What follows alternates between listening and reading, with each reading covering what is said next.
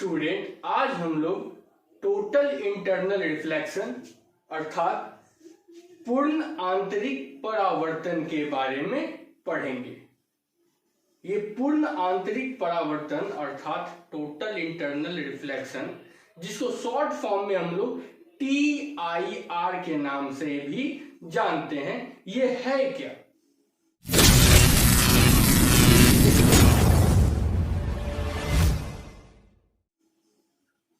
देखिए, TIR जो है वो एक्चुअल में रिफ्रैक्शन ही है।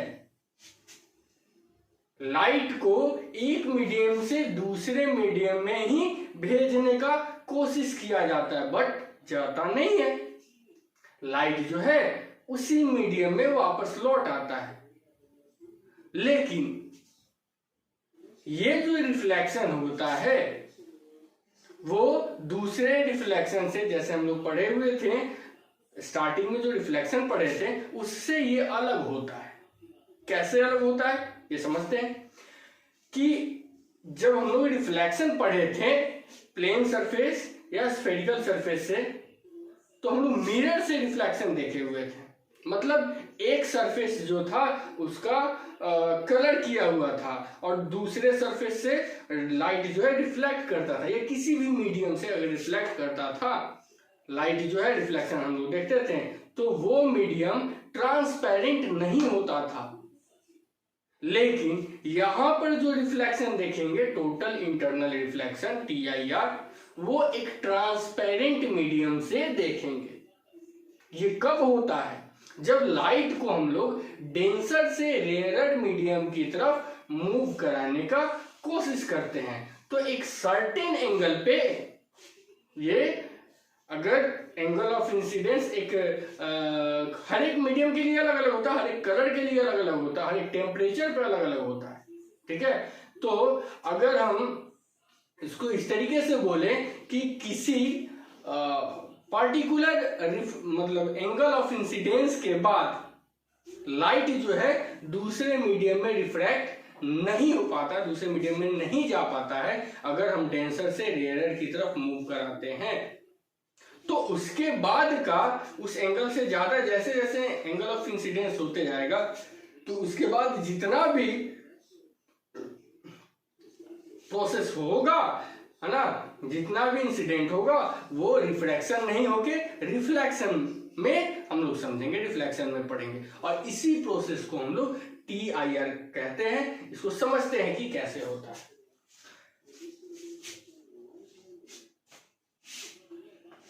TIR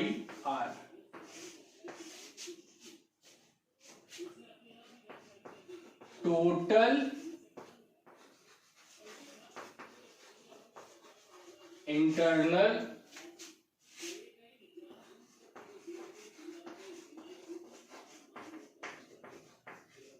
रिफ्लेक्शन,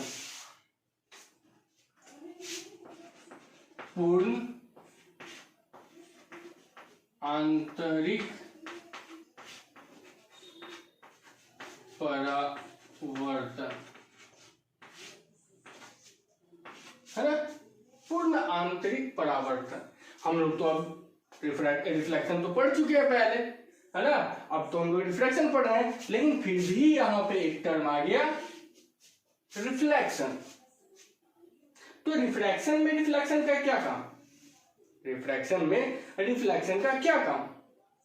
तो आंसर है कि ये रिफ्लेक्शन है ही नहीं, ये है रिफ्रैक्शन, बट कुछ गड़बड़ी के कारण, कुछ इसमें खामी है, उस खामी के कारण ये रिफ्रैक्ट नहीं करके रिफ्लेक्ट कर जाता है।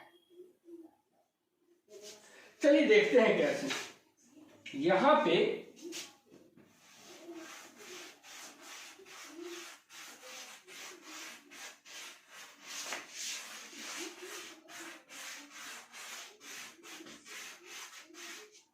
एक मीडियम है, ये हो गया डेंसर मीडियम और ये हो गया रेयरर मीडियम। ये हो गया आपका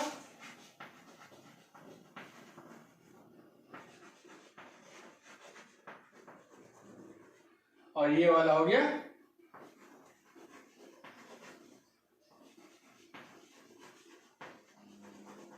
मीडियम। मतलब अच्छा यहां पे देखिए लाइट को हम क्या किधर से मूव कराएंगे, डेंसर से रेयरर की तरफ। मतलब पहला मीडियम कौन होगा, डेंसर मीडियम, और दूसरा मीडियम कौन होगा, रेयरर। मतलब ये इसका रिफ्रैक्टिव इंडेक्स क्या हो जाएगा, इसका रिफ्रैक्टिव इंडेक्स होगा μ1 और इसका रिफ्रैक्टिव इंडेक्स μ2। दोनों में रिलेशन क्या होगा कि μ1 जो है वो ग्रेटर देन μ2। ये होगा तभी TIR हो सकता है। ठीक है, अब देखते हैं कि कैसे TIR होता है। हमने यहां पे एक नॉर्मल लिया, लाइट को इंसिडेंट करा, ये लाइट जो है इंसिडेंट किया। ठीक है, लाइट यहाँ पे इंसिडेंट किया, आई का ये वैल्यू है, ये है आई का वैल्यू। लाइट जैसे ही इस पे इंसिडेंट किया तो हम लोग लॉ ऑफ रिफ्रैक्शन से जानते हैं कि लाइट डेंसर से रेयरर की तरफ जाता है तो नॉर्मल से अवे मूव करता है। मतलब जो एंगल ऑफ रिफ्रैक्शन होगा वो आई से ज्यादा होगा। मतलब ये आर जो है आई से ज्यादा है। हम आई का वैल्यू और बढ़ाते हैं, आई का वैल्यू क्या किए और बढ़ाते हैं।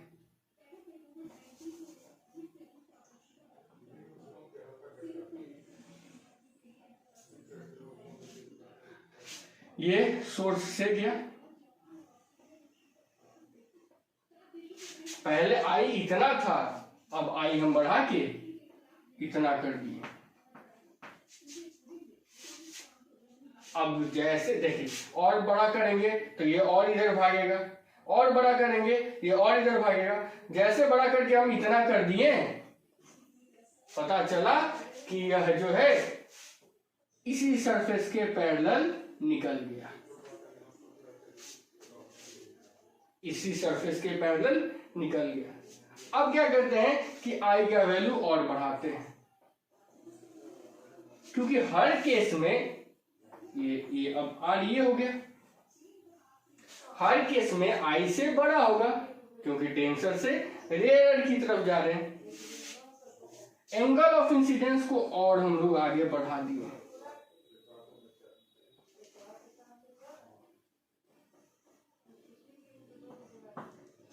अब इससे और बड़ा हो गया आई। तो जब ये वाला एंगल था तो इसमें तो ये 90 डिग्री बना दिया ना। देखिए तो नॉर्मल के साथ एंगल ऑफ रिफ्रैक्शन कितना 90 डिग्री बनाया, सरफेस के पैरेलल निकल गया।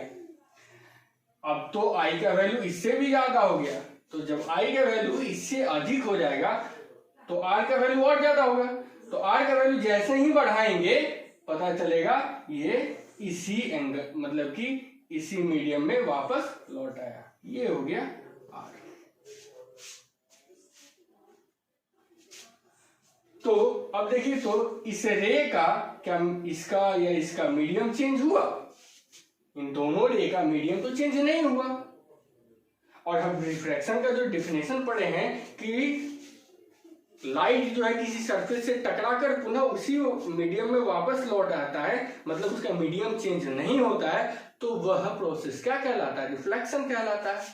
और देखिए तो लाइट ये एयर वाटर इंटरफेस जो है या फिर ये कोई भी ग्लास ही हो या कोई भी मीडियम हो, इस एयर और इस मीडियम के इंटरफेस से टकरा के या फिर ये कोई जरूरी नहीं है कि एयर हो, मतलब इस मीडियम से इसका रिफ्रैक्टिव इंडेक्स कम होगा।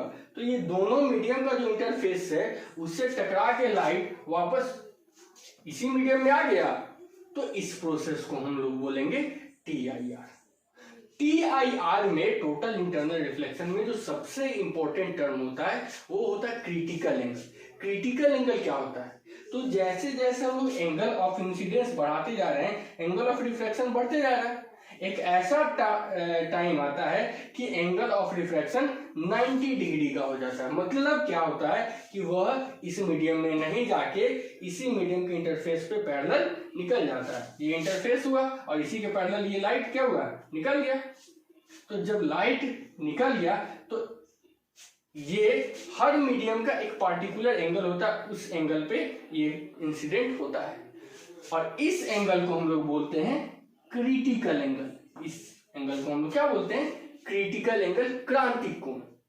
जिस कोण पर जब हम प्रकाश को किसी सघन माध्यम से विरल माध्यम की ओर मूव कराते हैं, किसी डेंसर मीडियम से रेयरर मीडियम की तरफ मूव कराते हैं और किसी पार्टिकुलर एंगल पर एंगल ऑफ रिफ्रैक्शन 90 डिग्री के बराबर हो जाता है, अर्थात सतह के वह समांतर निकल जाता है अपवर्तन के पश्चात, तो उस एंगल ऑफ इंसिडेंस को हम लोग बोलते हैं क्रिटिकल एंगल, क्रांतिक कोण। ठीक है। और जब हम लोग एंगल ऑफ इंसिडेंस का वैल्यू क्रिटिकल एंगल से, यहां पे आई जो है इस स्थिति में आई सी के बराबर है और इस स्थिति में आई सी से बड़ा है, तो जब आई सी से छोटा और इस स्थिति में आई सी से छोटा है, तो जब आई सी से छोटा होगा मतलब angle of incidence critical angle से छोटा होगा तो लाइट रिफ्रैक्ट करेगा, मतलब एक मीडियम से दूसरे मीडियम में जाएगा। लाइट रिफ्रैक्ट कब नहीं करेगा? जब आई बराबर सी हो, angle of incidence critical angle के बराबर होता है तो लाइट जो है इसी मीडियम में ट्रेवल करके निकल जाता है, मतलब इस इंटरफेस के पैरेलल निकल जाता है। लाइट का ये जो angle of incidence critical angle से जैसे ही बढ़ता है, थोड़ा सा भी बढ़ता है, वो पुनः उसी माध्यम में लौट आता है। तो सबसे पहले हम लोग लिखते हैं TIR क्या होता है ना। तो डिफिनेशन से लिख लेंगे, पहले TIR का डिफिनेशन लिख लेते हैं हम लोग।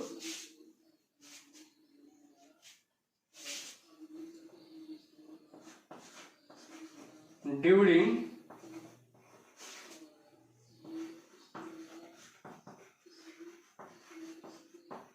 refraction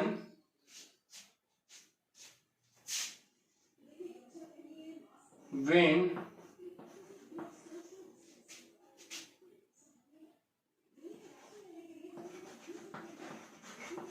light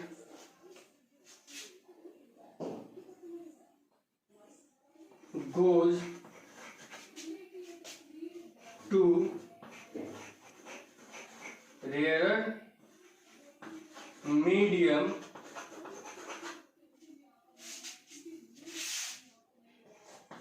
from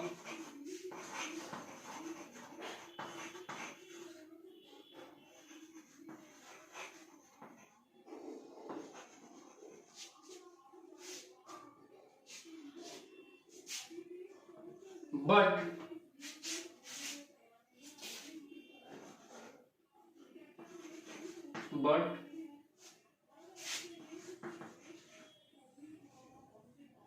from the interface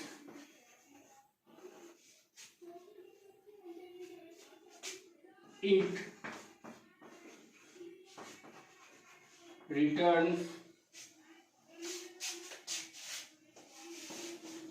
to the same medium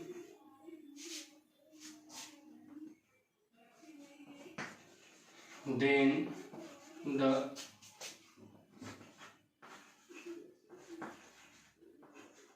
is called TIR। अपवर्तन के दौरान प्रकाश जब सघन माध्यम से विरल माध्यम की ओर जाता है, लेकिन इंटरफेस से ही, जो ये इंटरफेस है, दोनों मीडियम का जो इंटरफेस है, उस इंटरफेस से ही टकराकर उसी माध्यम में वापस लौट आता है, तो इस प्रक्रिया को हम लोग टोटल इंटरनल रिफ्रैक्शन कहते हैं। इसको हम लोग क्रिटिकल एंगल के रेस्पेक्ट में भी डिफाइन कर सकते हैं। तो उसके लिए सबसे पहले हमको क्रिटिकल एंगल के बारे में समझना होगा। समझ तो लिए हैं, क्रिटिकल एंगल के बारे में पहले लिख लेते हैं कि क्रिटिकल एंगल को कैसे डिफाइन करेंगे।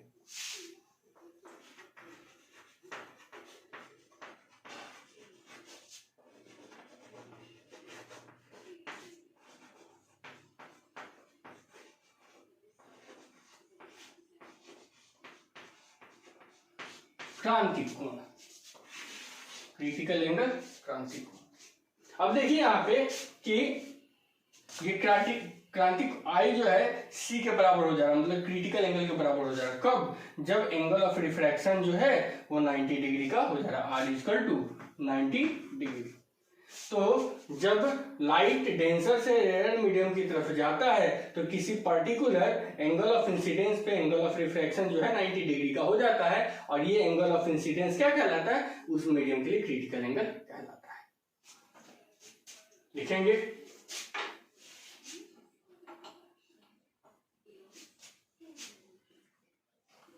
when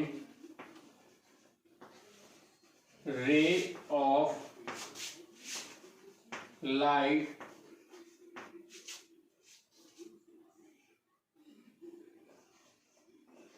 move from denser to rarer medium and for certain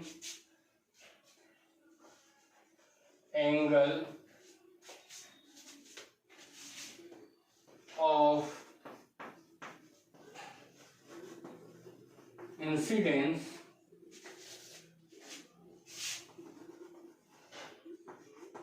angle of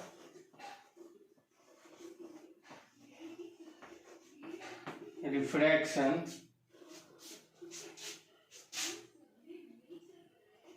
becomes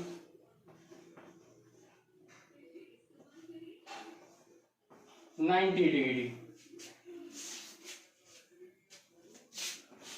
that is parallel to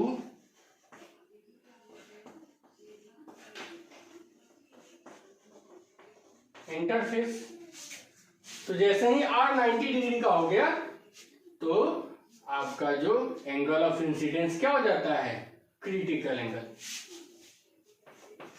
then the angle of incidence is called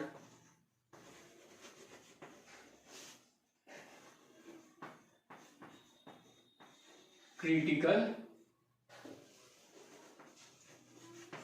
angle. इसको सी से डिनोट करते हैं, it is denoted by C या I से।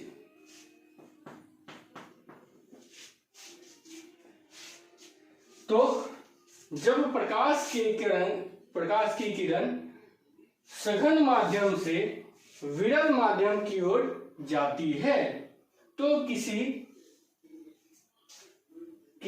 विशेष angle पर, कोण पर, किसी विशेष आपतित कोण पर अपवर्तित कोण का मान 90 डिग्री हो जाता है, अर्थात सतह जो परावर्तक सतह के अपवर्तक सतह के समांतर हो जाता है, तब वह आपतन कोण क्रांतिक कोण कहलाता है। इसे सी से अथवा आईसी से सूचित करते हैं। ठीक है, इसको नोट कीजिए। तो इस चीज का देखिए, क्रिटिकल एंगल का जो फॉर्मूला है हम लोग एंगल स्नेल्स लॉ से निकाल सकते हैं। स्नेल्स लॉ क्या बोलता है आपको? according to Snell's law। Snell law जो है वो क्या बोलता है कि साइन आई बटा sine are is equal to mu two बटा mu one, mu two by mu one. तो देखिए जब यहां पे ये क्रिटिकल आई क्रिटिकल एंगल के बराबर होगा, मतलब कि आई सी के बराबर हो जाएगा, तो आर किसके बराबर हो जाएगा 90 के बराबर। तो साइन आई की जगह पे हम लोग क्या लिखते हैं साइन सी बटा साइन आर की जगह पे क्या लिखेंगे साइन 90 डिग्री बराबर म्यू टू। तो म्यू टू के जगह इसको हम लोग म्यू टू वन लिख सकते हैं, म्यू टू वन या 1 म्यू वन टू। देखिए यूज इसमें म्यू वन टू का ही होगा, क्योंकि दूसरे में आगे जब भी क्वेश्चन हम लोग बनाएंगे तो ये सेकेंड मीडियम में तो जाएगा ही नहीं, वो तो फर्स्ट मीडियम में ही रह जाएगा। तो यहाँ पे फर्स्ट मीडियम का रिलेटिव रिफ्रैक्टिव इंडेक्स हम यूज करते हैं। तो साइन 90 का वैल्यू क्या हो जाता है, साइन 90 का वैल्यू हमको पता है कि 1 होता है। तो sine C is equal to ये बटा 1 is equal to 1 by mu one two या mu two by mu one. अगर हम क्रिटिकल एंगल की बात करें तो C इज इक्वल टू क्या हो जाएगा sine inverse 1 by mu one to. अब ये क्रिटिकल एंगल जो है ये डिसाइड करेगा कि TIR हो रहा है या नहीं हो रहा है। तो रे ऑफ लाइट का बिहेवियर जब angle of incidence critical angle के बराबर या उससे बड़ा होता है, रे ऑफ लाइट का बिहेवियर किसी ट्रांसपेरेंट मीडियम में जब वो उसका एंगल ऑफ इंसिडेंस आई के बराबर सी के बराबर या सी से बड़ा होता है, तो उस पर जो भी मतलब उसका जितना भी फेनोमेना हम लोग पढ़ेंगे इस रे का इस मीडियम के थ्रू, उसको हम लोग TIR टोटल इंटरनल रिफ्लेक्शन बोलेंगे। तो पहले इसको नोट कर लीजिए और क्रिटिकल एंगल के टर्म में जो है हम लोग TIR को डिफाइन कर देते हैं।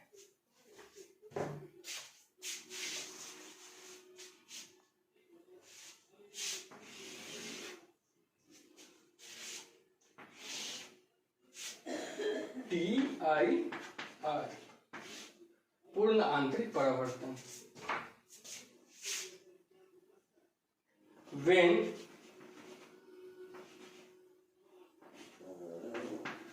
light moves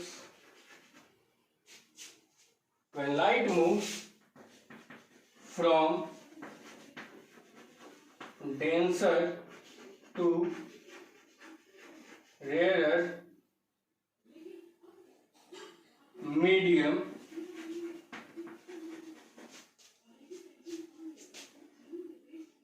then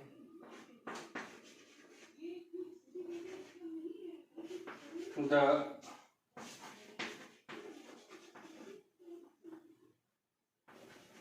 phenomena of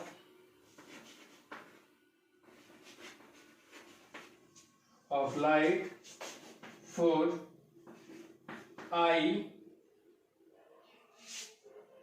greater than equal to C, मतलब I या तो C से बड़ा होगा या फिर बराबर होगा, is called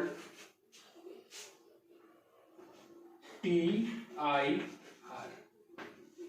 total internal reflection. इसको नोट कर लीजिए। अब देखिए यहां पे समझिए कि ये जो टोटल इंटरनल रिफ्लेक्शन है ये जो टोटल इंटरनल रिफ्लेक्शन है ना, ये हम लोग अपने आसपास बहुत सारा, जैसे अभी गर्मी का मौसम है ना, अभी गर्मी का मौसम है और आप रोड पर जाइएगा, बाइक से जा रहे हैं, गाड़ी से जा रहे हैं या पैदल भी जा रहे हैं, रेगिस्तान में भी ये देखा जाता है। इसको बोलते हैं हम लोग मारीचिका मिराज, है ना, मारीचिका होता है। ये मारीचिका कैसे, मतलब किस नेम से है? मृग मारीचिका नाम का एक होता है। देखिए दो चीज होता है, एक मृग तृष्णा होता है, एक मृग मारीचिका होता है। मृग तृष्णा भी हम लोगों ने पढ़ा, मृग मारीचिका समझते हैं क्या होता है। रेगिस्तान में बचपन में आप लोग मतलब ये कहानी सुने होंगे ना, साइंस से रिलेटेड है, इसको साइंस से रिलेट करके ही हम बता दें कि रेगिस्तान में एक हिरन जो है मृग, उसको प्यास लग जाता है, ठीक है।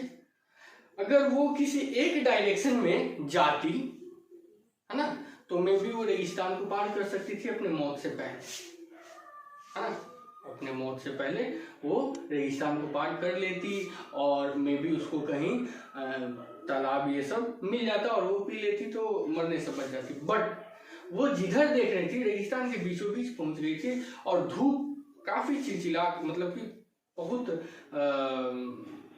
टेम्परेचर हाई था ना, चिलचिलाता हुआ धूप था उसका। तो उस स्थिति में वो जिधर भी अपना सर घुमा के देख रही थी, उसको हर तरफ पानी ही पानी नजर आ रहा था, हर तरफ उसको पानी ही पानी नजर आ रहा था। लेकिन जैसे ही वो उस पानी की तरफ जाती, वो पानी जो है आगे बढ़ जाता। जैसे किसी घोड़े के शरीर पे आप बैठे हैं, पीठ पे बैठ गए हैं और वो अड़ियल है ना, भूखा है, तो उसके सर में डंडा बांध के आगे घास लटका दिए। अब वो घास को खाने के लिए दौड़ते रहेगा, लेकिन घास तक कभी भी पहुंच नहीं पाएगा। ये वही बात हो गई कि x tends to 0 but x does not equal to 0, है ना। तो उसी तरीके का है कि वो जहां भी जाती उसको पानी दिखाई दे रहा है ना, और पानी के जैसे करीब वो जाने का मतलब कि पानी के पास वो जाती थी, कोशिश करती थी, पानी जो है आगे बढ़ जाता था। तो क्या वो वास्तव में वहां पे पानी था? तो पानी वहां पे था ही नहीं, पानी वहां पे था ही नहीं। वो एक इल्यूजन क्रिएट होता था, एक भ्रम की स्थिति बनता था, है ना, और उसके कारण से उसको वहां पे पानी नजर आता था। लेकिन जैसे ही वो उसके नजदीक आता था, वो डिस्टेंस जो पानी और उसके बीच का जो सेपरेशन था वो बना हुआ रहता था और वो पानी आ गया। अब इस तरीके से वो पानी की तलाश में खोजते खोजते, पानी की तलाश में क्या, पानी देख कर भी, सामने पानी रहते हुए भी वो प्यास से तड़प के मर गए। और इस स्थिति को बोला गया मृग मारीचिका। बहुत सारे आपको हिंदी पोएट्री में इस पे बहुत अच्छे अच्छे कविता है ना। आप लोगों को मौका मिले तो पहले तो फिजिक्स पढ़ लीजिए, बाद में मौका मिलेगा, है ना, तो उससे रिलेटेड आप लोग कविता पढ़िएगा। तो यहां से ये मारीचिका शब्द आया, है ना। और ये जो है मिराज का कंडीशन बनाता है। किस प्रकार बनाता है इसको हम लोग देखेंगे TIR के एप्लीकेशन में। पहले इन सारे पॉइंट्स को आप नोट कर लीजिए, है ना, तो आगे हम लोग देखते हैं। TIR टोटल इंटरनल रिफ्लेक्शन, भले ये हो रहा है रिफ्रैक्शन कराने का कोशिश किया जा रहा है, लाइट को रिफ्रैक्ट कराने की कोशिश की जा रही है, बट एक्चुअल में तो हो रहा है रिफ्लेक्शन। एक्चुअल में हो क्या रहा है? रिफ्लेक्शन। अब जब रिफ्लेक्शन हो रहा है तो क्या ये लॉ ऑफ रिफ्लेक्शन को फॉलो करेगा? ये लॉ ऑफ रिफ्लेक्शन मतलब incident ray, reflected ray and normal to the point of incidence always lie in same plane. ये था पहला। दूसरा, angle of incidence angle of refraction के बराबर होगा। बड़ा इसमें बहुत मतलब मजेदार, देखिए, है ना, जब I और R के बराबर होता है तो इस चीज को देखिएगा और खुद जज कीजिएगा आप लोग, है ना। हालांकि ये वास्तविकता है ना, ये सही है कि रिफ्लेक्शन TIR जो है लॉ ऑफ रिफ्लेक्शन का फॉलो करता है ना। तो आप लोगों को एक कंडीशन मतलब कि थोड़ा कॉन्ट्राडिक्शन इसमें हम पैदा करते हैं, और आप लोगों को अगर आप लोग वीडियो देखिएगा है ना तो आप लोगों को समझ में आएगा, थोड़ा तो दिमाग झुंझलाएगा है ना, और बाद में फिर इसका सॉल्यूशन हम बताएंगे है ना। ये है गलत, लेकिन आप लोगों को बताना है कि गलत किस तरीके से है ना। तो पहले हम लोग देख लेते हैं कि ये TIR जो है total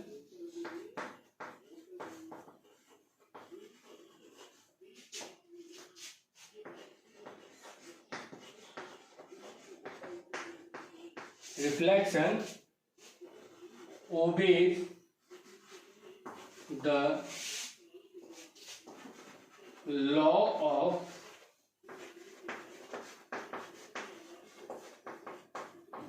reflection, law of reflection है ना। ये पूर्ण आंतरिक परावर्तन के नियमों का पालन करता है। देखते हैं कैसे। ये इंटरफेस, ये हो गया I ग्रेटर देन C, और ये वापस हो गया। ये हो गया आपका R, और ये मान लेते हैं कि थीटा। ये क्या हो गया? थीटा हो गया। तो इस स्थिति में यहां पर जो भी I होगा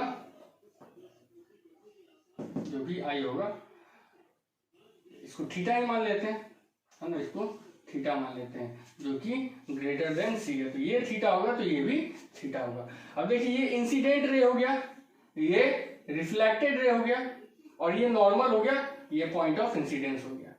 तो incident ray, reflected ray and normal to the point of incidence lies in same plane।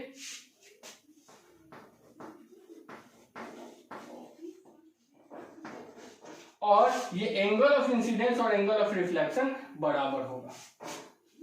अब R तो हम लोग इसको देखें, लेकिन ये रिफ्रैक्शन का है, और ये क्या है? नॉर्मल के साथ बनाने वाला रिफ्लेक्टेड रे नॉर्मल के साथ जो एंगल बनाता है वो क्या हो जाता है? Angle of reflection. ठीक है। तो इस अगर थ्योरी से चला जाए, इस थ्योरी से अगर हम चलते हैं तो एंगल ऑफ डेविएशन क्या हो जाएगा? रे का एक्चुअल ये है पाथ, तो ये ही ना डेविएट हुआ, तो यहां से यहां तक कितना हुआ? Total 180 degree. 180 में से थीटा प्लस थीटा कितना? 2 थीटा निकाल देंगे तो हमारा डेविएशन हो जाएगा, एंगल ऑफ डेविएशन। इस केस में angle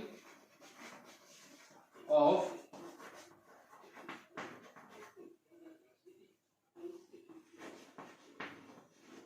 deviation delta equal to क्या हो जाएगा?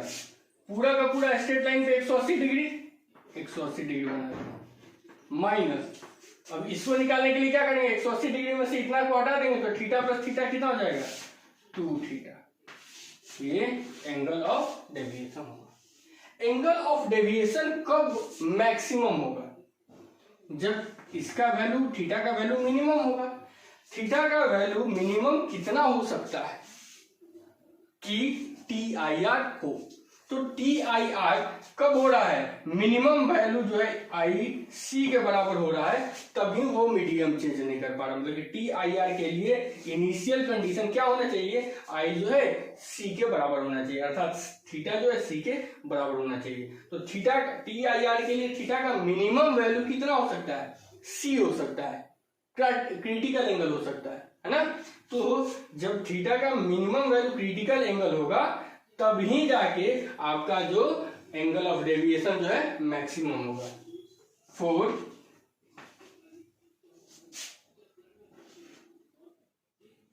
Is equal to maximum theta is equal to minimum बराबर कितना? C। तो delta max is equal to कितना हो जाएगा?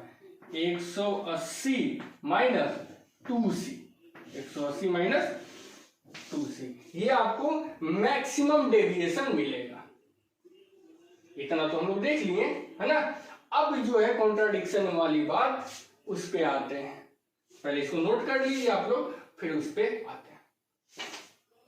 अब हम लोग कॉन्ट्राडिक्शन वाला जो है कंसेप्ट के बारे में देखते हैं। कंसेप्ट ये बताता है, मतलब कि आपको TIR कंसेप्ट ये बताता है कि TIR जो है वो लॉ ऑफ रिफ्लेक्शन को फॉलो करता है, ओबे करता है, परावर्तन के नियम को मानता है। लेकिन एक कॉन्ट्राडिक्शन ये भी है कि एक मतभेद ये भी है कि ये पालन नहीं करता है। अब हम जो है आपको प्रूफ देंगे कि पालन नहीं करता है और आपको बताना है कि हमने गलती कहां किया। आप अगर बताते हैं तो ठीक है, नहीं तो नेक्स्ट लेक्चर में हम बताएंगे कि हमने गलती कहां किया था कि ये ऐसा नहीं होगा और तब जाके आई जो है आर के बराबर होगा। ठीक है, तो पहले हम लोग देखते हैं ये मीडियम जो है, ये डेंसर, ये μ1 मीडियम और यहाँ पे μ2 है।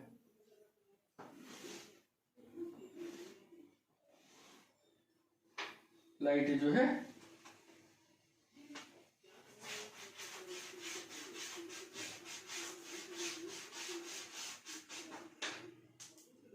ये डेंसर मीडियम है और ये रेयर मीडियम है। लाइट जो है इंसिडेंट किया, रिफ्लेक्ट कर गया। क्यों? क्योंकि यहाँ पे ये आई जो है वो सी से बड़ा है, तो इसको हम लोग मान लेते हैं theta. Angle of incidence theta है। अब जो है इसको आई मान लेते हैं, ये आई है और ये रिफ्लेक्टेड रे है, लेकिन हो तो रहा है रिफ्रैक्शन, तो रिफ्रैक्शन हो रहा है तो नॉर्मल के साथ angle of refraction equal to क्या हो जाता है? R. Angle of refraction equal to क्या हो जाएगा? आर। मान लेते हैं ये है थीटा, ये क्या है? थीटा। अगर आई थीटा के बराबर होगा, आई अगर थीटा के बराबर होगा तो ये लॉ ऑफ रिफ्रैक्शन को फॉलो करेगा। अगर आई थीटा के बराबर नहीं होगा तो ये लॉ ऑफ रिफ्लेक्शन को फॉलो नहीं करेगा। यहां पर देखिए कि μ2 जो है वो μ1 से कम है, मतलब μ2 बाई μ1 हमेशा लेस देन 1 होगा। μ2 बाई μ1 क्या हो जाएगा? हमेशा 1 से कम होगा। अब यहां पे आते हैं हम लोग r का वैल्यू निकालते हैं। तो r का वैल्यू अगर हम लोग निकालेंगे थीटा के रेस्पेक्ट में, तो ये स्ट्रेट लाइन है, स्ट्रेट लाइन पे टोटल कितना हो जाएगा? 180 डिग्री। तो r का वैल्यू निकालेंगे तो r इक्वल टू क्या हो जाएगा? पूरा का पूरा 180 में से ये थीटा निकाल देंगे तो r का वैल्यू मिल जाएगा। Here r is equal to 180 degree minus theta. अब देखिए कि स्नेल्स लॉ से हम लोग क्या जानते हैं? Snell's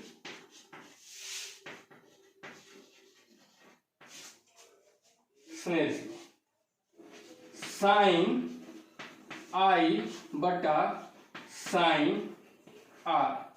sine I by sine are is equal to क्या होता है? μ2 बाई μ1।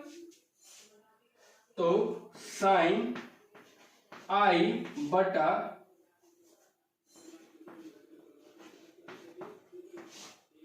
साइन आर की जगह पे क्या लिखेंगे हम लोग? साइन आर की जगह पे 180 minus theta, sine 180 degree minus theta बराबर μ2 बाई μ1। μ2 बाई μ1 तो लेस देन 1 है। साइन 180 माइनस थीटा क्या होता है? साइन थीटा होता है। तो sine I by sine theta less than 1, क्योंकि ये इसके बराबर है और चूंकि ये लेस देन 1 है तो ये भी क्या हो जाएगा? Less than 1। तो sine i less than sine theta, i less than sine inverse sine theta, तो i less than theta. I तो बराबर नहीं आया थीटा के, लेकिन according to law of reflection, according to law of reflection, i theta के बराबर होना चाहिए था, आई थीटा के बराबर होना चाहिए। तो या तो ये कंसेप्ट गलत होगा या ये कंसेप्ट गलत होगा। लेकिन अभी हम आप लोगों को कोई भी बुक पढ़ लीजिए, है ना। अच्छा, हम बताएंगे गलती कहाँ पे है वो बताएंगे, है ना। लेकिन पहले आप लोग ट्राई कीजिए। अभी ये देखिए, हम ये आप लोगों को बता दिए, आप लोगों की पहली सुझा दिए कि ये कंसेप्ट सही है, बिल्कुल सही है। तो ये कंसेप्ट गलत है। अब ये कंसेप्ट गलत कहां पे है ये आप लोगों को बताना है। आप लोग कमेंट सेक्शन में बताइए कि सर कहां पे आप गलती किए हैं, या फिर कमेंट सेक्शन में नहीं बता सकते हैं तो व्हाट्सएप में कर दीजिएगा, है ना। तो आप लोगों को गलती पकड़ना है और गलती पकड़ के बताना है कि हाँ यहाँ पे गलती हुआ है, ठीक है। तो अब हम लोग देखेंगे, है ना, कि ये क्रिटिकल एंगल किस किस चीज पर डिपेंड करता है ना। और उसके बाद देखेंगे कि एप्लीकेशन ऑफ टीआईआर, टीआईआर का क्या क्या एप्लीकेशन हो सकता है उसको देखते हैं। अब हम लोग देखेंगे कि ये जो क्रिटिकल एंगल है जिसके कारण टीआईआर हो रहा है वो किस किस चीज पर डिपेंड करता है, कौन कौन सा फैक्टर है जो कि उसको चेंज कर सकता है ना, उसका वैल्यू जो है वो चेंज कर सकता है। उस फैक्टर के बारे में देखेंगे। तो सबसे पहले हम लोग फॉर्मूला देखते हैं। तो फॉर्मूला हमारे पास क्या है, C is equal to sine inverse 1/μ12। ये था क्रिटिकल एंगल का वैल्यू। मतलब C जो है वो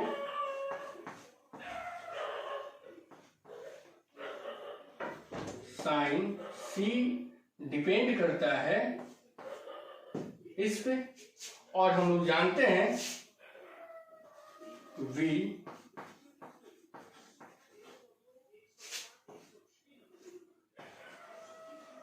we know that कि μ2 बाई ऐसे mu inversely proportional to lambda, mu inversely proportional to lambda. और ये लैम्डा जो है वो किसको डिनोट करता है, कलर या वेवलेंथ को, है ना।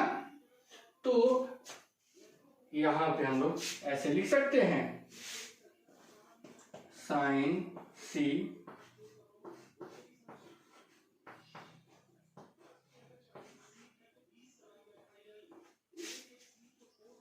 मतलब जिसका वेवलेंथ अधिक होगा उसका क्रिटिकल एंगल भी अधिक होगा, जिसका वेवलेंथ कम होगा उसका क्रिटिकल एंगल भी कम होगा, ठीक है। और हम लोग इसको इस तरीके से भी कर सकते हैं कि sine C is equal to μ2 by μ1 बराबर λ1 बाई λ2 बराबर V1 बाई V2।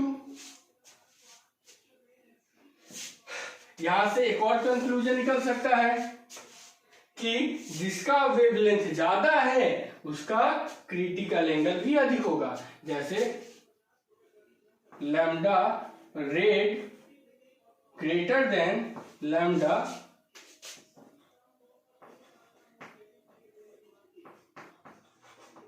वायलेट, इसलिए आपका C ऑफ रेड मतलब critical angle for red colour is greater than critical angle for violet colour. तो ये क्रिटिकल एंगल कलर पे या वेवलेंथ पर भी डिपेंड करता है। उसके बाद refractive index, pair of media है उस पर डिपेंड करता है। पेयर ऑफ मीडिया पे डिपेंड करने का मतलब क्या होगा कि अलग अलग मीडिया का अलग अलग रिफ्रैक्टिव इंडेक्स है ना। जैसे अगर हम बात करते हैं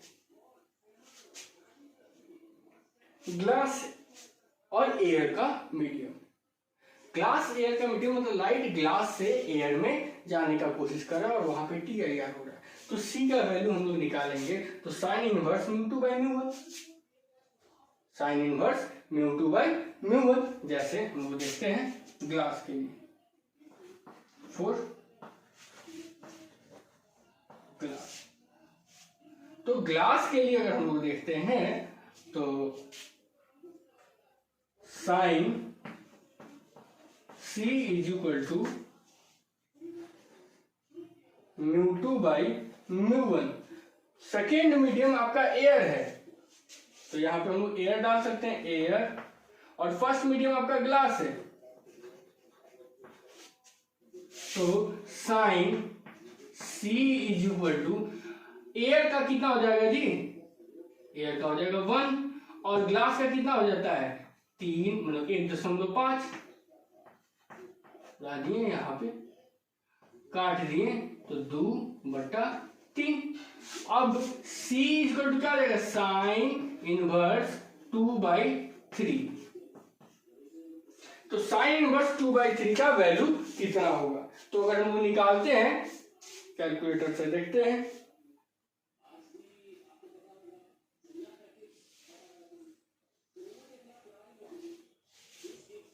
तो आपका हो गया इनवर्स फंक्शन कर दिए, साइन इनवर्स 2 डिवाइडेड बाई 3, 41.8 अर्थात करीब करीब 42 डिग्री का। तो ग्लास एयर इंटरफेस के लिए सी का वैल्यू लगभग 42 डिग्री का है। उसी तरीके से डायमंड का भी आएगा, उसी तरीके डायमंड और एयर का, उसी तरीके से हम लोग वाटर और एयर का अलग अलग मीडिया के लिए हम लोग कर सकते हैं। तो इसको नोट कर लेते हैं हम लोग कि ये क्रिटिकल एंगल जो है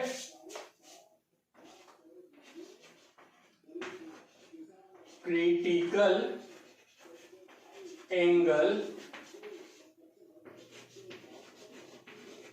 depends upon the colour wavelength, है ना, कलर उसको वेवलेंथ से डिनोट कर रहे हैं, इस पर डिपेंड करता है। कैसे, तो हम लोग देख चुके हैं। उसके बाद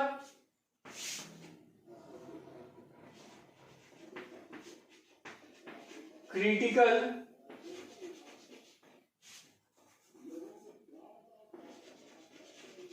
angle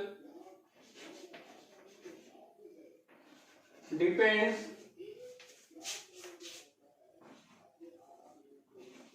upon the pair of media, है ना, किस पेयर से, जैसे यहां पे ग्लास और एयर का पेयर है, एयर और ग्लास के लिए, तो उसके लिए क्रिटिकल एंगल कुछ और है। अगर हम लोग कोई और वैल्यू डालते हैं, जैसे एयर और वाटर का, तो उसके लिए वैल्यू कुछ और आएगा।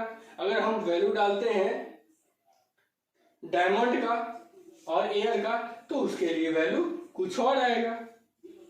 डायमंड और वाटर के लिए करते हैं, उसके लिए वैल्यू कुछ और आएगा। तो सारे का सारा जो मतलब कि मीडिया का जो पेयर है, सबका अलग अलग क्रिटिकल एंगल होता है। इनमें से कुछ को हम लोग नोट कर लेते हैं। तो जैसे ग्लास एयर के लिए हो ही गया, ग्लास एयर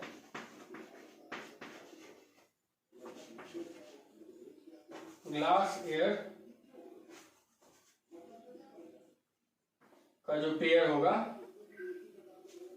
उसका कितना हो जाएगा 42 डिग्री के आसपास, लगभग 41.8 है। उसी तरीके से अगर हम लोग देखते हैं वाटर एयर, तो इसी तरीके से निकालेंगे, है ना। तो वाटर एयर का लगभग 49 डिग्री के आसपास आएगा। डायमंड एयर क्या करते हैं,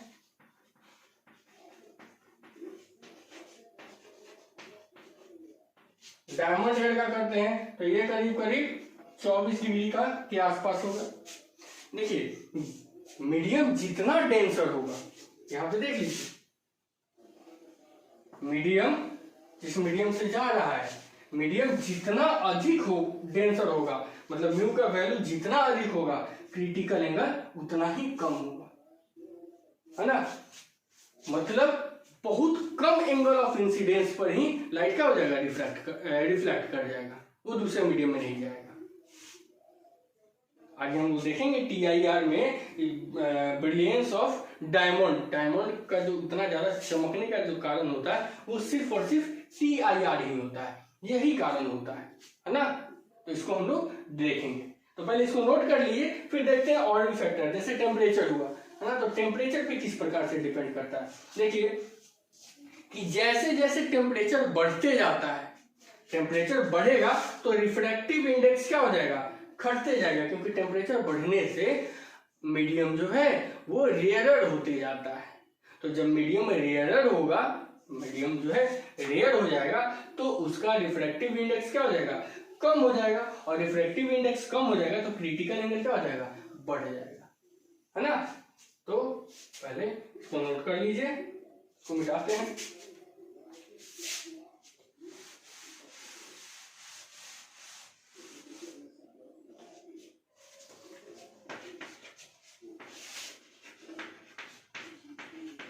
critical angle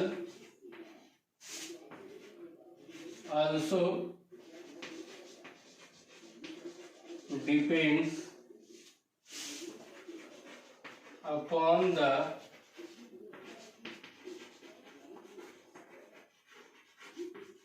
temperature of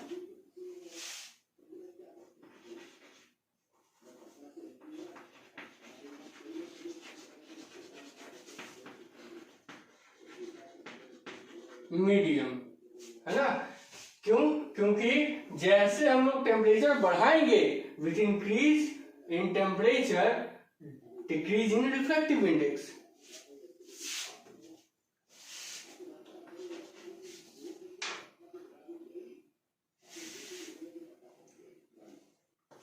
with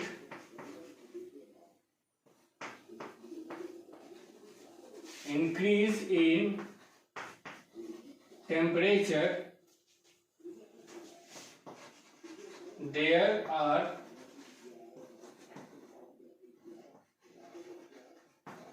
decrement in mu अर्थात refractive index, that is medium becomes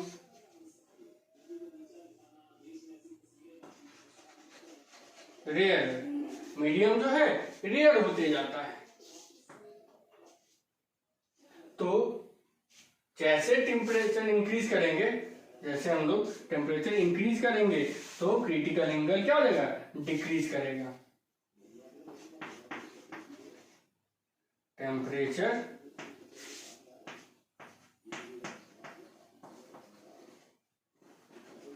increase,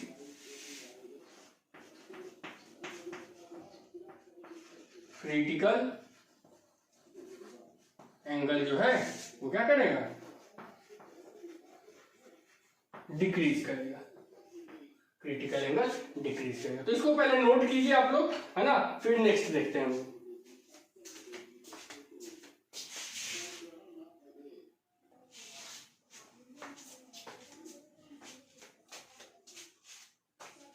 आशा करते हैं TIR आप लोगों को समझ में आया होगा।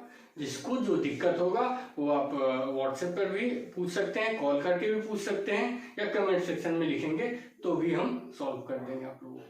ठीक है, कल जो है हम लोग देखेंगे इसके एप्लीकेशन के बारे में, क्या क्या अनुप्रयोग हो सकता है ना।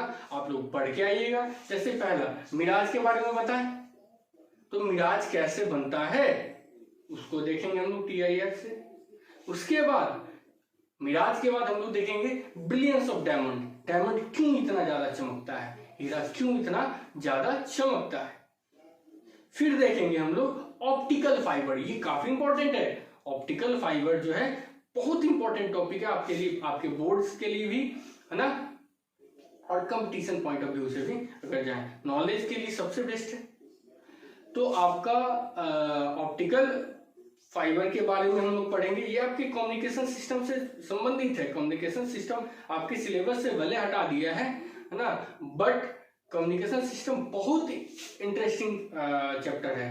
तो अगर मतलब आपका क्लास जो है लॉकडाउन के बाद अगर क्लास खुलता है और सिलेबस टाइम पे समाप्त हो जाता है, तो अगर आप लोग बोलिएगा तो कम्युनिकेशन सिस्टम हम पढ़ा देंगे, है ना।